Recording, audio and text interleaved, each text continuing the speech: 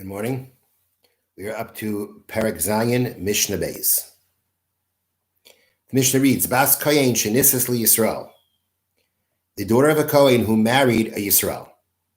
And the daughter of a Kohen may eat Truma.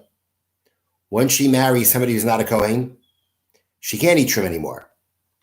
So we have a Bas Kohen, the daughter of a Kohen who married a Yisrael, meaning a non-Kohen, V'achakach achla Truma. And then she ate Truma accidentally, which the Torah says eating Truma accidentally carries or it obligates the person who ate it accidentally to take chulin, to take grain that everything's been separated from, and to use it to replace the principal plus a fifth of what she ate. So what happens here in this case, says the Mishnah, where again, she was a Bas Kohen, she married Yisrael, and then she ate Truma accidentally. Mishalemes es hakeren, she pays the principal, ve'ena mishalemes es hachomesh, but she does not pay the fifth. The penalty of a fifth she does not pay. And if she's not paying the penalty of a fifth, that means that her payment of principal here is just for the fact that she ate something that wasn't hers. It's not the same law as what we've had for a person who eats Truma accidentally, that person has to replace the principal and the fifth with all the laws that apply to that. If she's not paying the fifth, then that means that all she's doing is paying for what she ate. She ate someone else's Truma. She wasn't allowed to. She got to pay for it now. That's what's happening here. So this is very interesting. Here she is. She's not allowed to eat Truma anymore, as we've said. When she marries a non-Kohen, she can't eat Truma anymore. So she wasn't allowed to eat this Truma. And nonetheless, we do not apply the rule that the Torah, we do not apply the law that the Torah says about a person who eats Truma accidentally to this woman. And the answer is that being that she was the daughter of a Kohen, number one, and number two, she has the possibility of reverting back to her status of what we refer to as a Kohenes, meaning she is, we'll call her a female Kohen. Female Kohen meaning the daughter of a Kohen, she has the rights of a Kohen, at least regarding Truma. She doesn't have the rights of a Kohen for doing the service in the Beis HaMikdash. She doesn't have the prohibitions of a Kohen when it comes to becoming impure from a dead body. But she has the status of a Kohen that she eats Truma. When she marries a non-Kohen, she loses that status. However, the point is, number one, that she is the daughter of a Kohen. And number two, were her husband to die and they didn't have any children, she would go back to the status she had before of a Bas Kohen, a daughter of a Kohen, of a Kohenes, and she would eat Truma. So there's something unique about this woman because she was born as a Kohenes and she has the ability to come back to being a Kohenes, that therefore we do not apply the regular rules of someone who's not allowed to eat Truma who ate it accidentally. And that's based on the fact that the Torah says, any zar. A zar means a person, typically means a person who's not a Kohen, may not eat it, referring to the Truma. And a person who eats Truma accidentally, you got to add a fifth. That's the law we've been discussing. But the Torah first says, a zar cannot eat the Truma, and then anybody who eats Truma has to add the fifth.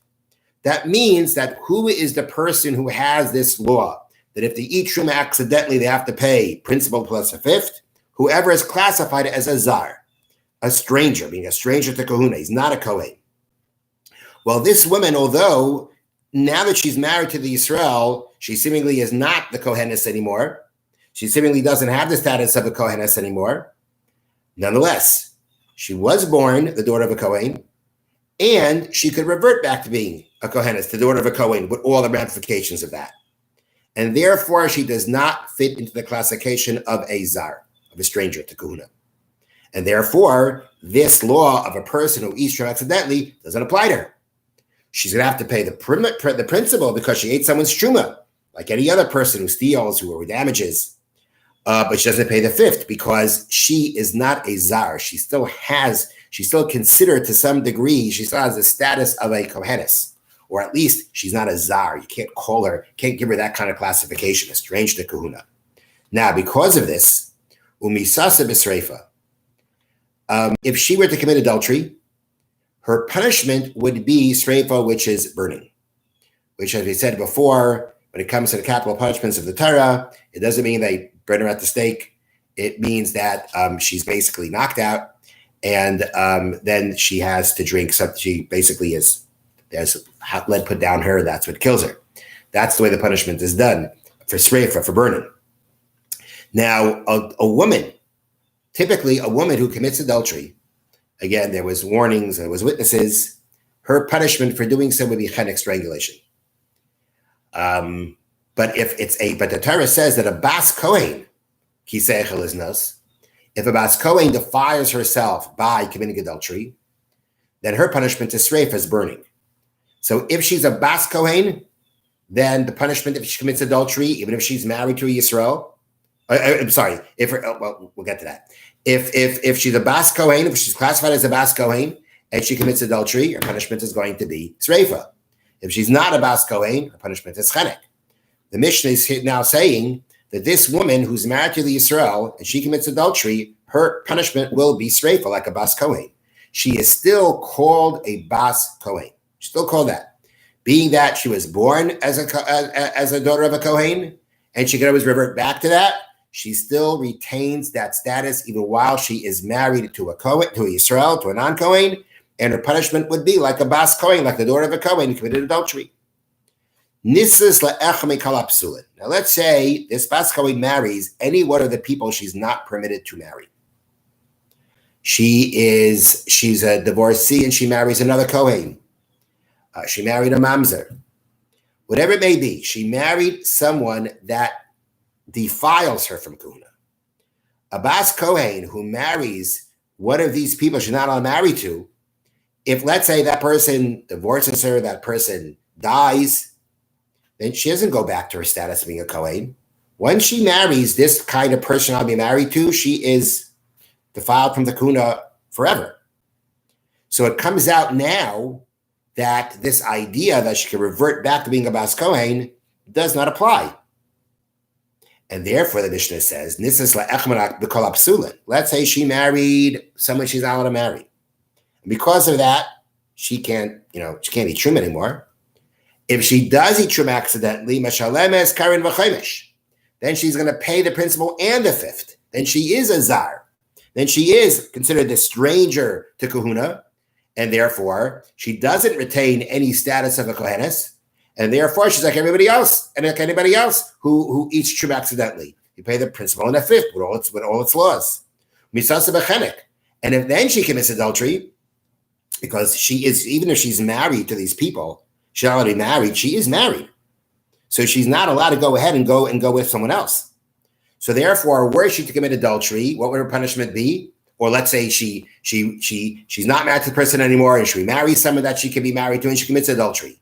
She is no more the bas kohen, and therefore, she's like any other woman who commits adultery. Punishment is chenek, strangulation. Divrei Rabbi Meir. These are the words of Rabbi Meir. So Rabbi Meir's point is that as long as there's the possibility, or there is that possibility of reverting back to being the bas kohen with all the details of a kohenes, like eating truma, then even while she's in that state that she can't eat truma, she's still a bas kohen. She has the status of a kohenes. I mean, she can't eat the truma, but if she does eat truma accidentally, she's not a zar. She doesn't pay the principal and a fifth. If she commit adultery, she's still considered a bas kohen. Her punishment would be sreifa. The Chachamim say, Zu v'zu meshalmas hasakerim ben meshalmas hasachomesh. In either case, whether she's married to Yisrael or she's married to someone she's not allowed to be married to, which means whether she can revert back to being a kohenes or whether she can't. In either case, if she eats truma accidentally, she pays the principal. Ben meshalmas hasachomesh, doesn't pay the fifth. Umisas and b'sreifa, and both of them, if they were to commit adultery, their punishment would be sreifa. According to the Chachamim, the fact that she was born a bas kohen is what allows her to retain her status of bas kohen. She is not a zar, and she's a bas kohen. And therefore, if she eats the truma accidentally, she only pays the principal, not the fifth. If she commits adultery, her punishment would be sreifa, because even after marrying someone she's forbidden to, she still retains the status of bas kohen.